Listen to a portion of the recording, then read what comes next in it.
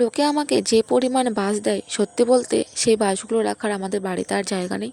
কারণ আমাদের নিজেদেরই বাঁশবাগান আছে আমাদের বাড়ির পেছনে। তাই সেই বাঁশগুলো দিয়ে কিছু কুলো বানিয়ে এনেছি।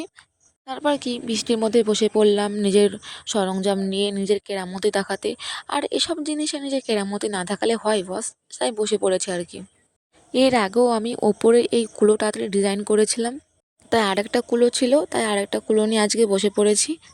ফার্স্টে কুলোতে হলুদ রং দিয়ে দিয়েছি, তারপর একটা ঘট আঁকিয়ে আর পাতা আঁকিয়ে আর একটা নারকেল আঁকিয়ে নিয়েছি। তারপরে ঘটের ওপর একটা স্বস্তিক চিহ্ন আর সাইডে কিছু ডিজাইন দিয়ে নিয়েছি।